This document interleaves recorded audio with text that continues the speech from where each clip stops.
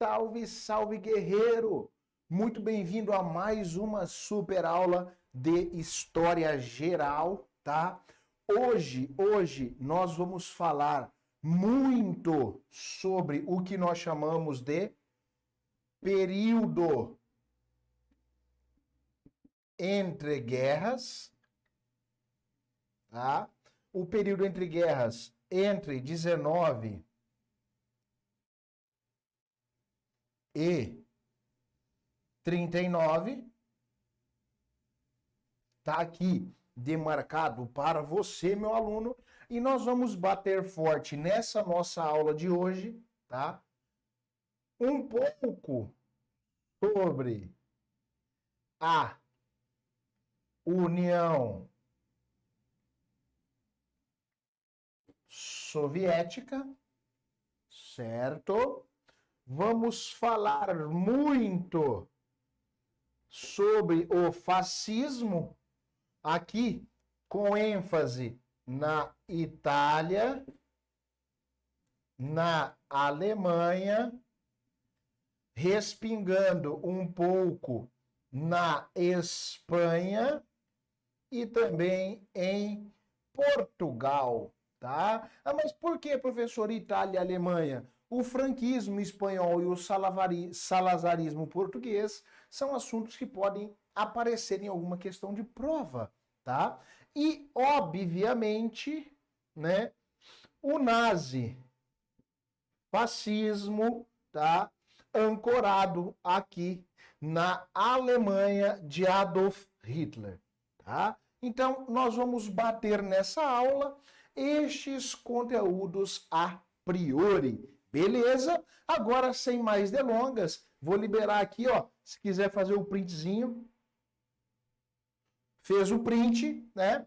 Aqui agora você já sabe, já tem discernimento do que é que nós vamos tratar nesta nossa aula de hoje, né? O período entre guerras com ênfase no fascismo, no nazifascismo e claramente, tá, respingando ali na União das Repúblicas Socialistas Soviéticas, tá? Ah, beleza, professor. Vamos começar por onde? Meu aluno, eu vou começar pela URSS,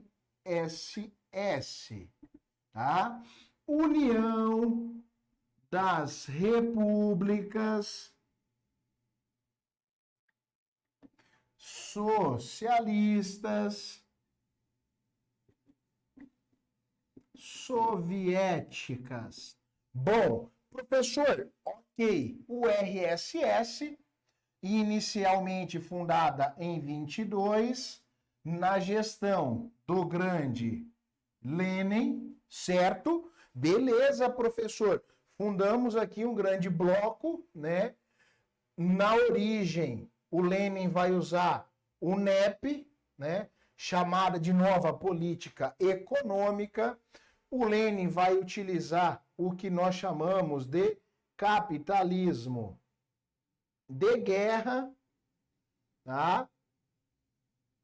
E o Lenin vai utilizar aqui uma grande união entre membros.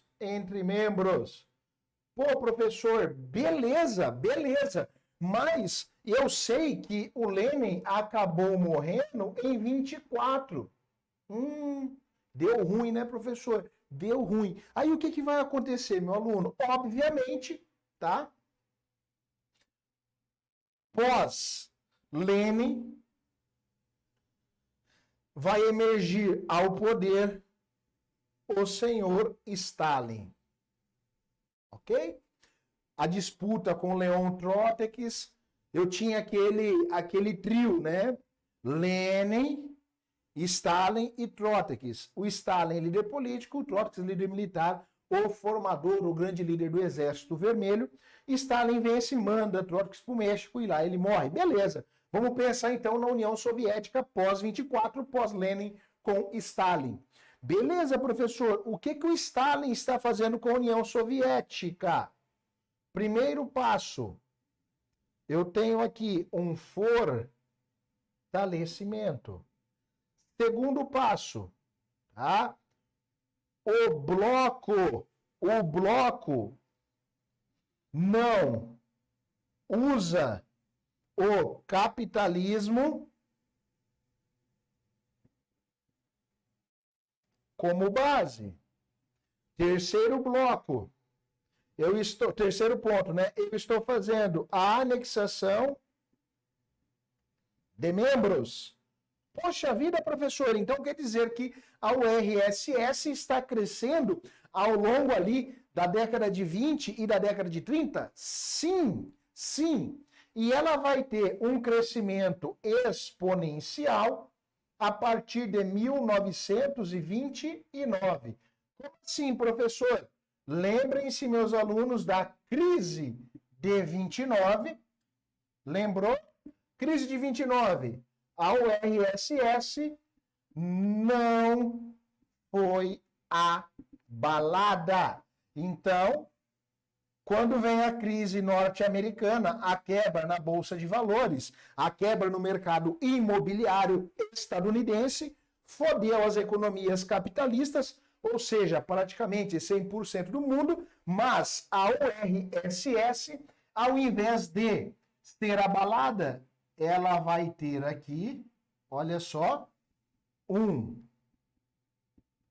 crescimento mais um fortalecimento, porque a população e outros países que não eram pertencentes a este bloco observaram, porra, a URSS não foi abalada com a crise de 29, então pode ser que esta situação venha a demonstrar uma outra condição, a de uma sociedade que não dependa única e exclusivamente do que? Do capitalismo. A crise de 29 abalou as potências e os países capitalistas que têm esta dependência, tá? Quem não era como a URSS acabou tendo um crescimento. Mas agora, guarda o crescimento da URSS, porque nós vamos utilizá-lo apenas em 1939, tá? Deixa aí em stand-by por um tempinho. Em 39 nós vamos voltar a olhar para o URSS e vamos ver ali alguns acordos que serão feitos entre Adolf Hitler e o grande Lenin. Ok? Deixa eu liberar aí para o printzinho dessa primeira parte, tá? Vinculada às bases da URSS, porque agora, meu aluno, agora, papai, nós vamos começar a falar da edificação do fascismo europeu, tá? 100% focado na Itália e na Alemanha, tá? Vamos sim, né, navegar e ver um pouquinho da influência deste fascismo na Espanha e em Portugal, com Franco e Salazar, mas o nosso foco, o nosso modelo tem que estar aqui vinculado à Itália e à Alemanha, certo? Agora, meu aluno, sem mais delongas, vamos começar aqui a falar do fascismo italiano. Bom, quando eu penso em fascismo italiano, vem sempre à mente uma ideia muito forte que nós chamamos de fasci italiani di combattimento. Ah, professor, o que seria isso? O fasci italiani di combattimento. Isso significa o feixe italiano de combate. Professor, como assim? Como assim? O grande símbolo do fascismo italiano está no feixe. Por que no feixe, professor? A ideia de unidade. Quando você coloca um bambu sozinho ou um pau sozinho, ele pode quebrar. Quando você forma um feixe, você tem uma unidade, ela não quebra com facilidade. Porra, professor, então quer dizer que o feixe italiano vai ser para a gente o símbolo do fascismo. Isso aqui, meu aluno, lembre-se bem, na Itália. E já caiu em prova, né? O feixe todo juntinho aqui, amarrado. Esta ideia da unidade. Unidade, vou jogar aqui em cima, igual ao fortalecimento. Certo? Pô, beleza, professor. Beleza. O nascimento desta edificação fascista na Itália, tá? Vai ganhar força quando, meu aluno, aí vai vir para a gente a data de 1919. Qualquer semelhança com o fim da Primeira Guerra Mundial não é mera coincidência. Em 1919, eu tenho a fundação do Partido Nacional Fascista. Tá aqui, meu aluno. O Partido Nacional Fascista. Beleza, beleza. Em 19, quem governa a Itália, tá? Quem governa a Itália é o rei Vítor Emanuel III, tá? Este aqui é o líder italiano. Beleza, professor, beleza. Mas já nasce o Partido Fascista aqui, já neste momento aqui, tá? O nascimento do Partido Fascista dentro da gestão do rei Emanuel III está intimamente ligado ao ideal de revanchismo. Lembra? Primeira Guerra Mundial, a Itália deixa o conflito em 1915, tá? Com qual ideia dela ser beneficiada no Tratado de Versalhes, que foi feito em 1919. Porém, ela foi traída. Porra, professor, beleza. Então, o ideal de revanchismo já está presente na fundação do Partido Nazista. Sim. E aí vem o detalhe, tá? Vou demarcar aqui com bastante carinho para você.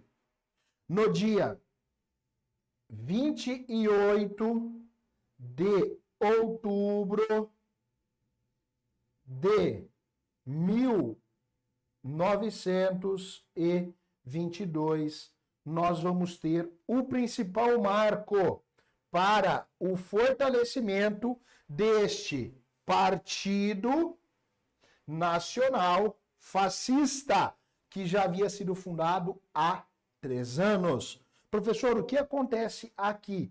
A famosa Marcha sobre Roma.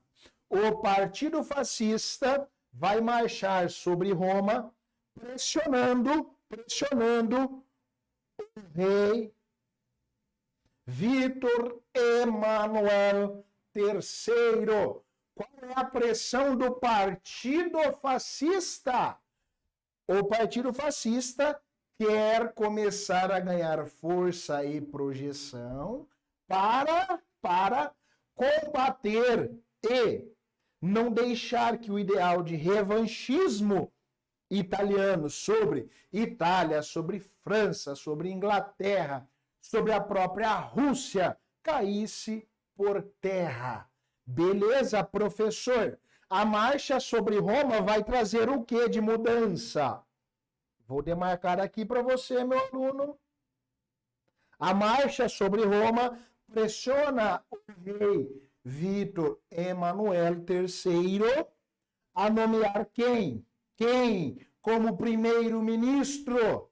Ó, a marcha sobre Roma vai pressionar o rei para a nomeação do senhor Benito Mussolini. Porra, professor! Benito Mussolini foi nomeado ao quê? A quem? Obviamente, ele vai ser nomeado ao cargo de primeiro-ministro. Aí eu tenho que refletir, né? Óbvio. Primeiro-ministro na Itália, que está formatada em um governo real, mas que tem a sua Constituição, mas que tem a formação já de um processo parlamentar.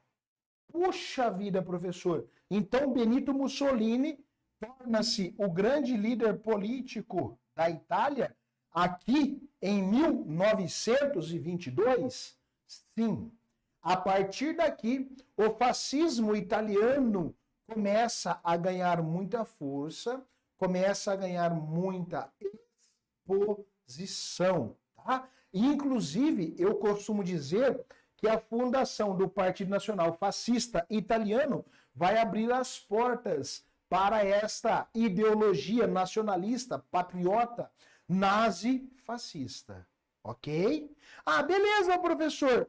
Qual é o principal ponto que o meu vestibular, que a minha prova, pode cobrar de mim, fora os imaginários do governo fascista, né? Quando eu penso em governo fascista, tá? A gente vai ter culto ao líder, culto à força física, nacionalismo, patriotismo, né?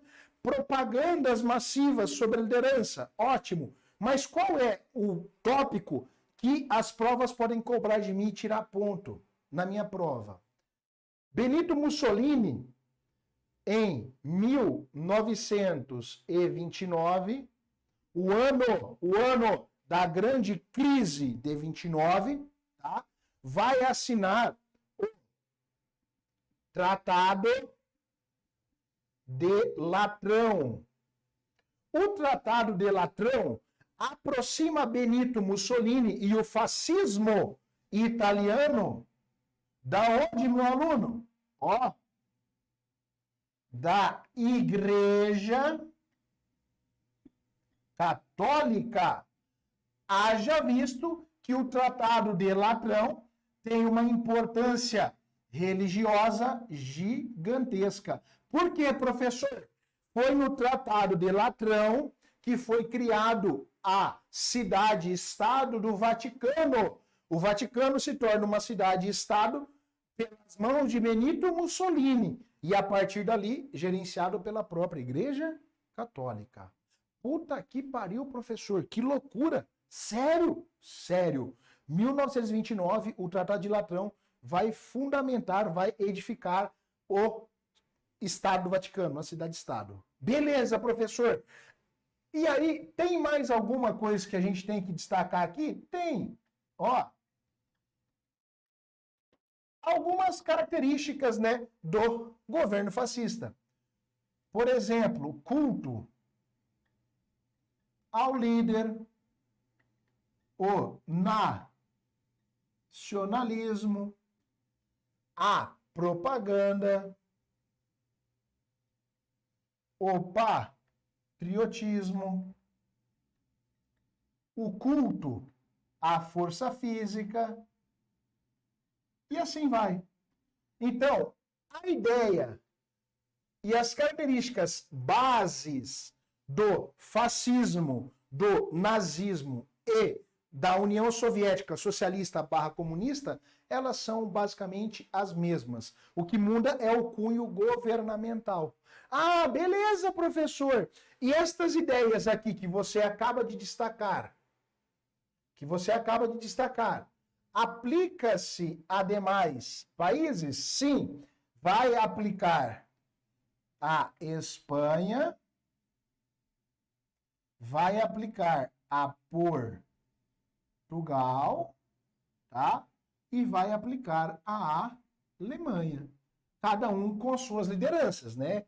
Quando eu penso em Espanha, vem o Franco. Ideal fascista espanhol chamamos de franquismo. Portugal, Salazar. Salazarismo. Salazarismo. A Alemanha, aí eu só vou colocar aqui nazismo, que fica bem claro para você. Professor, o salazarismo português é comum aparecer em prova? Não. O franquismo aparece? Sim. Ah, mas por quê, professor? A Guerra Civil Espanhola. Lembra aquele quadro de Picasso? Guernica?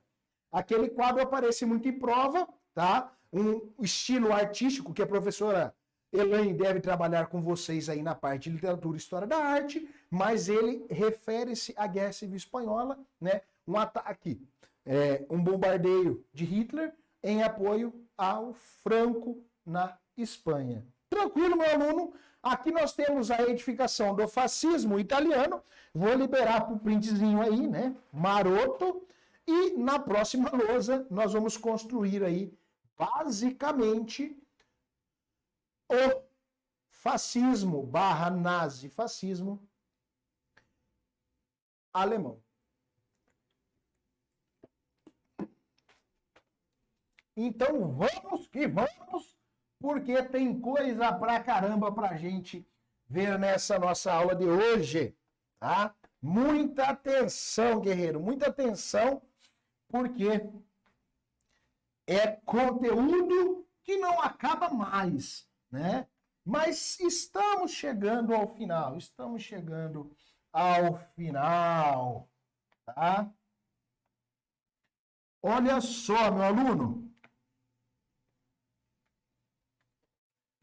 Quando a gente começa a pensar, né, na Alemanha,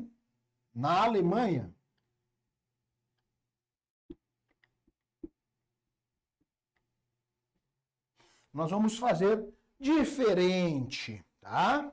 A Alemanha. Beleza, professor? Quando eu começo a pensar na Alemanha, eu tenho que destacar o seguinte. No dia 1º de abril de 1920, tá? Vai ser formado o que nós chamamos de Partido Nacional Socialista dos Trabalhadores Alemães. Como assim, professor? Deixa eu destacar aqui, ó. Partido Nacional, olha só, Socialista dos trabalhadores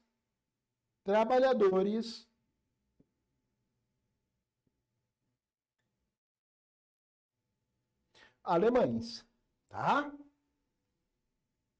Beleza, professor? Por que nasceu aqui em 1º de abril este partido? Esse partido, assim como o Partido Nacional Fascista, vai nascer em oposição ao Tratado de Versalhes, de 1919. Legal, professor. Se nasceu em oposição ao Tratado de Versalhes, significa, então, né, que este partido também nasce com aquele ideal de revanchismo. Ok? Tá aí, o revanchismo. Porra, professor, beleza, beleza. E aí, o que vai acontecer? O que vai acontecer? Vou destacar aqui acima para você. Ó. Durante a década de 20, o partido foi se fortalecendo. Ok? Ele foi se fortalecendo. E aí, obviamente, né, nós vamos ter uma necessidade, uma tentativa, um desejo de tomada de poder na Alemanha, tá? Isso é muito normal. Ah, mas por quê, professor? Nós temos que lembrar do seguinte, quando nasce o Partido Nacional Socialista dos Trabalhadores Alemães, a Alemanha está vivendo a chamada, olha só, República de Weimar. Tá? Então, a Alemanha está vivendo aí a República de Weimar. Beleza, pro! Beleza! Nós temos aí a República de Weimar já bem decadente, né? Bem decadente. Mas isso vai ganhando força, vai ganhando projeção e vai dando aí extensão a este partido. Ok? Beleza? Beleza. Aqui vai ser um dos pontos fundamentais para a transição, certo? Mas segura agora a República de Weimar aí, vamos entender como que o fascismo alemão se torna nazismo ou nazifascismo, certo? Primeira coisa, quando eu penso na década de 20 na Alemanha, no ano de 1923, nós vamos ter o famoso golpe da Baviera. Professor, o que foi o golpe da Baviera? Muito simples, meu aluno. O golpe da Baviera, ele é apresentado e às vezes aparece nas provas, né, como o Putsch,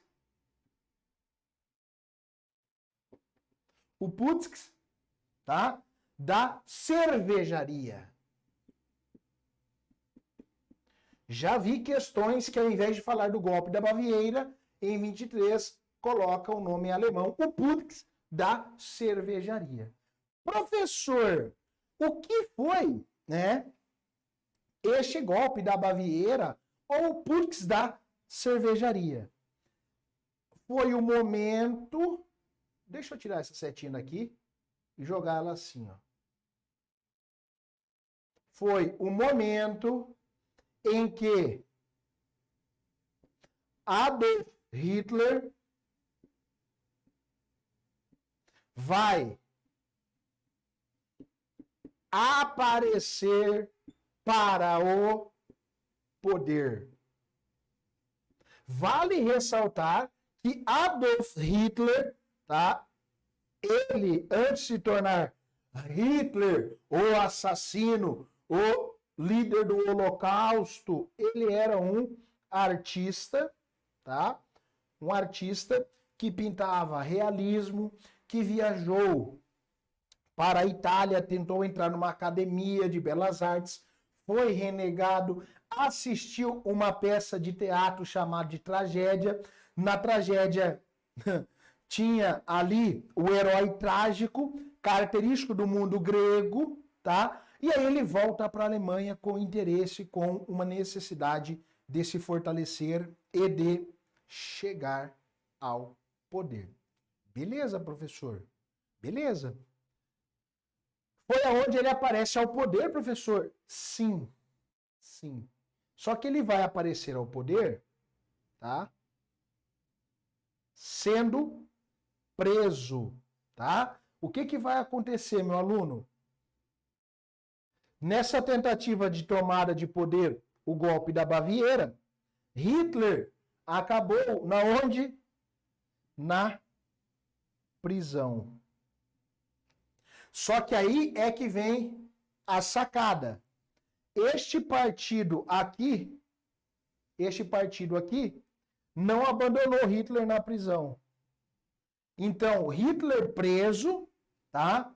E o Partido Nacional Socialista dos Trabalhadores vão ter em Hitler um grande nome.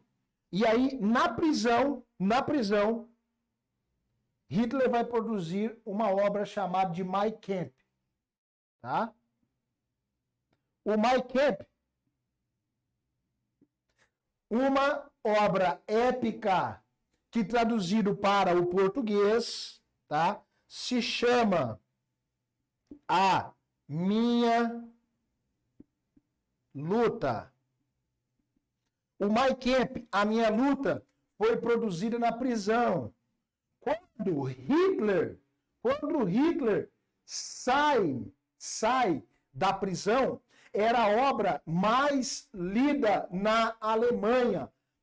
Ah, professor, o Partido Nacional Socialista dos Trabalhadores construiu a figura de Hitler para ser o grande líder, tá? O grande líder dos nazis. Nazis é a orientação do Partido Nacional Socialista dos Trabalhadores Alemães, ok? E aí o que vai acontecer, meu aluno? Hitler preso devido à tentativa do golpe, né? O Putz da cervejaria vai edificar uma obra épica na prisão. Vamos dar sequência. Tranquilo até aí, meu aluno. Deixa eu liberar para o print, porque Adolf Hitler e a Alemanha fascista e nazifascista, ela é bastante grande, tá? Nós temos bastante coisa ainda para a gente ver sobre Hitler e a edificação, né? Obviamente, do que nós vamos chamar aí de nazifascismo alemão, né? A prática do Holocausto, a perseguição e morte de judeus, ciganos, negros e homossexuais, dentre outras coisas mais, tá? Obviamente, nós vamos ver cada um destes detalhes. Vamos dar sequência, então, meu aluno. O que vai acontecer? Hitler, preso, escreve o Mein Kampf, né? Se fortalece. Aí nós vamos ter, na data de 1930, tá? O que vai acontecer, meu aluno? A grande força do Partido Nacional Socialista dos Trabalhadores Nazistas, ó, alemães. Como assim, professor? Em 1930, os nazis, tá? Quando eu falo nazis, eu estou falando do Partido Nacional Socialista dos Trabalhadores Alemães, tá? Se tornaram a segunda força política na Alemanha.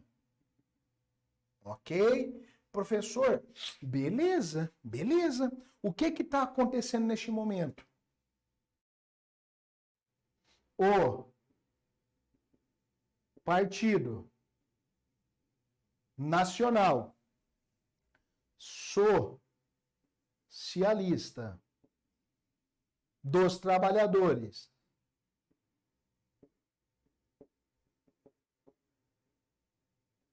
Alemães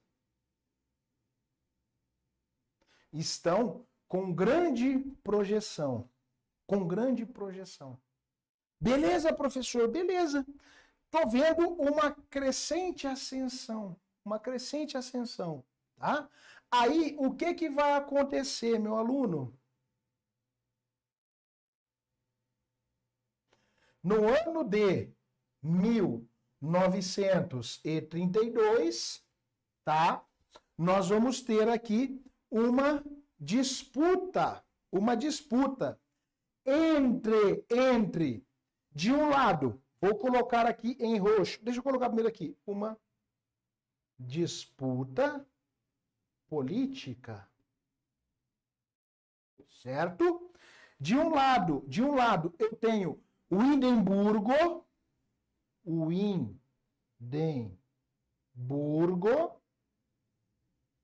este aqui, representando a República do Weimar, que já estava aí numa fase de grande declínio, tá? De uma fase de grande declínio, contra Hitler, tá? Aí, defendendo quem? O PNSTA, o Partido Nacional Socialista dos Trabalhadores Alemães. Poxa vida, professor, Hitler acabou perdendo? Sim. O Hindenburgo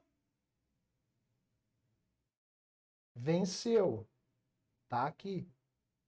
Só que tem um detalhe.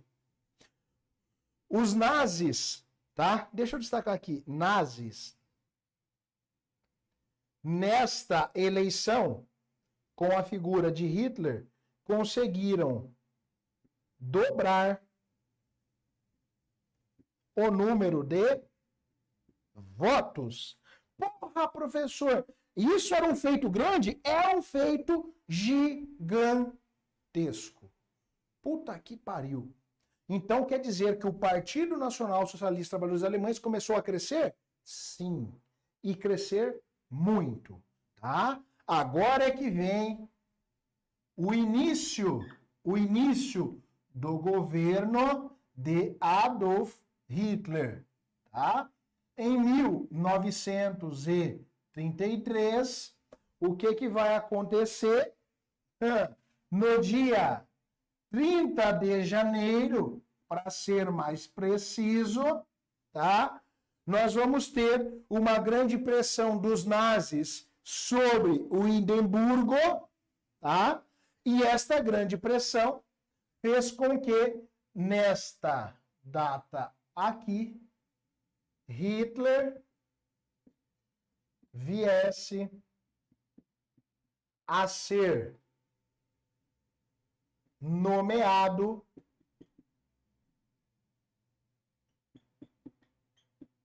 chanceler da Alemanha. Puta merda, professor! Hitler foi nomeado chanceler. Foi. E aí o que acontece?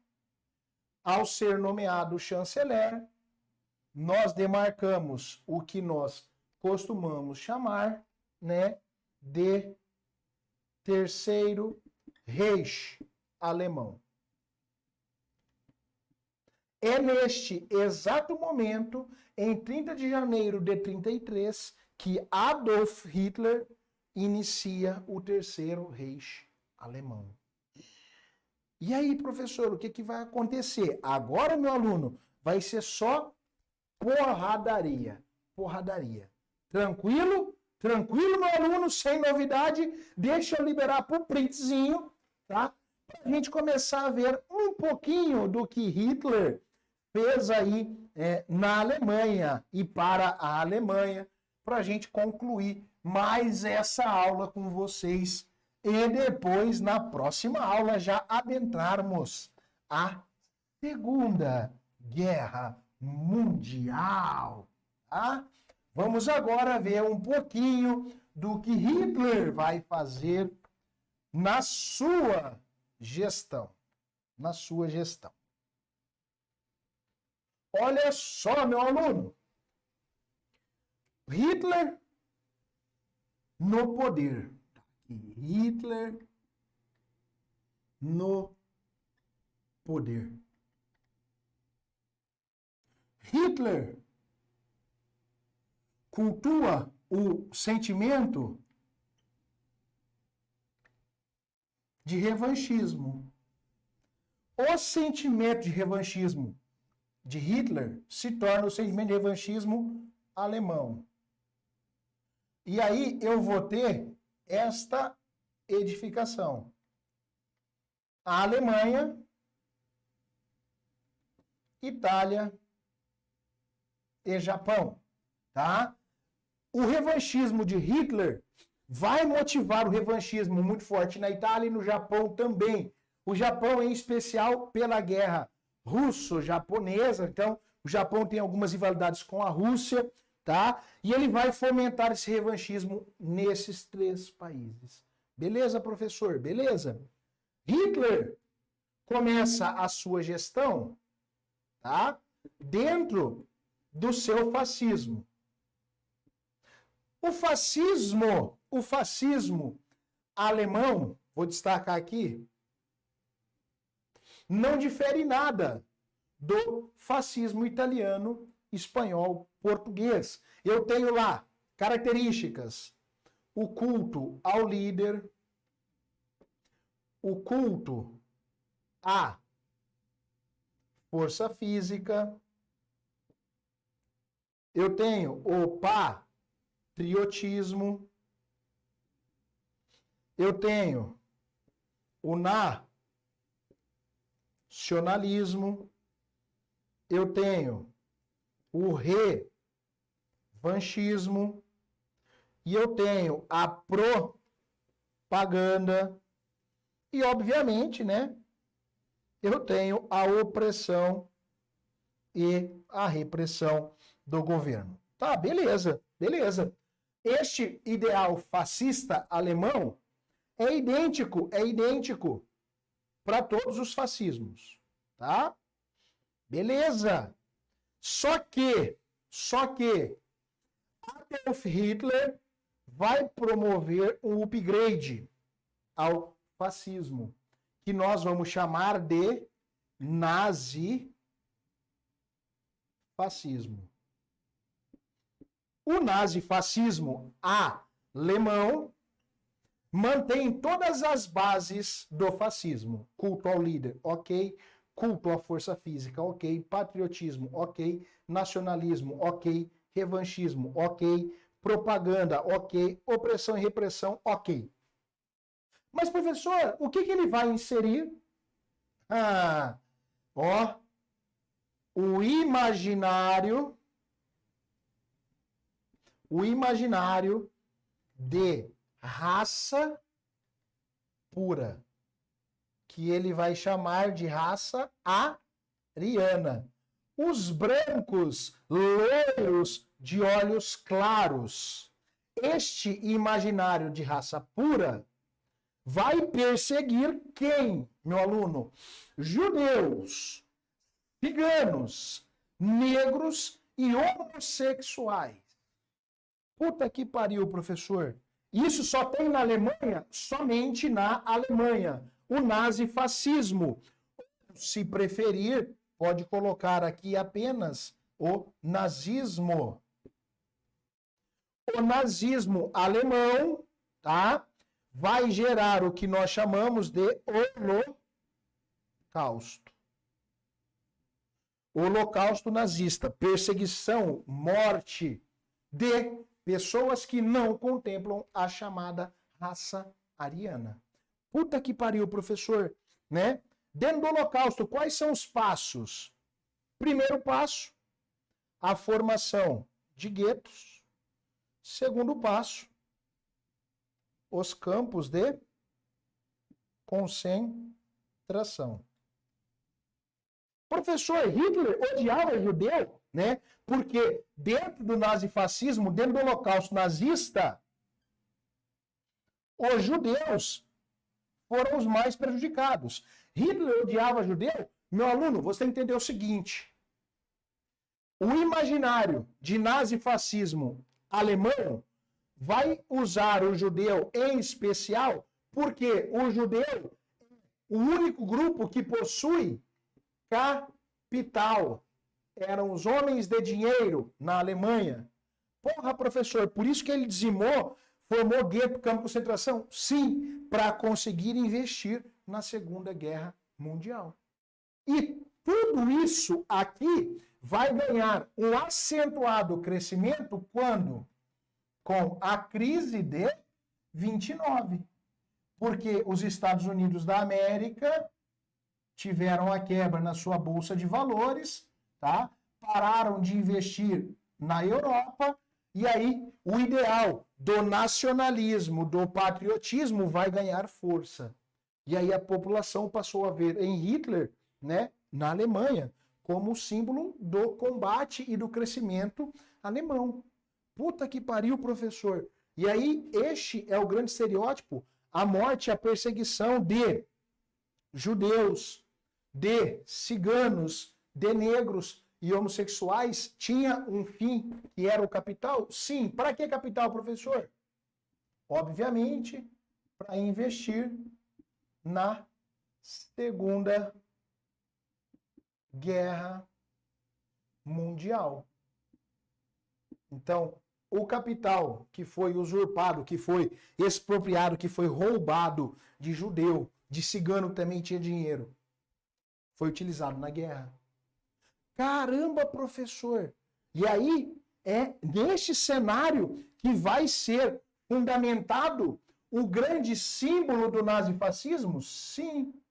Qual é o grande símbolo do nazifascismo? A suástica, que inclusive é criminalizada no nosso país. A suástica é o símbolo utilizado por Hitler, né, para a opressão sobre judeus, sobre negros, sobre ciganos e sobre homossexuais. Até hoje, grupos de skinheads usam este símbolo para perseguir e oprimir grupos. Porra, professor, e é este o contexto da Alemanha nazista? É nesse cenário que ela interfere, por exemplo, na Espanha, com a Guerra Civil, o atentado, né? O atentado nuclear de Hitler sobre a Alemanha na Guerra Civil, que vai fundamentar a obra de Picasso, Guernica? Sim, é nesse cenário que tudo vai acontecer. Beleza? E aí, de um lado, eu tenho o crescimento do nazifascismo, em especial alemão, e de um lado eu tenho o crescimento da URSS. Em 1939, nós vamos ver na próxima aula, os antecedentes da Segunda Guerra Mundial, o Tratado Nazi-Soviético de Não Agressão entre Hitler e Stalin. Beleza, meu aluno? E assim a gente conclui mais uma aula com foco no período entre guerras, tá? A edificação e fortalecimento da URSS, o nascimento do fascismo italiano, do nazifascismo alemão, e aí alguns apontamentos sobre o fascismo, tanto o espanhol quanto o português, que não tem grande projeção nas nossas provas. Um grande abraço e foco na missão. Valeu!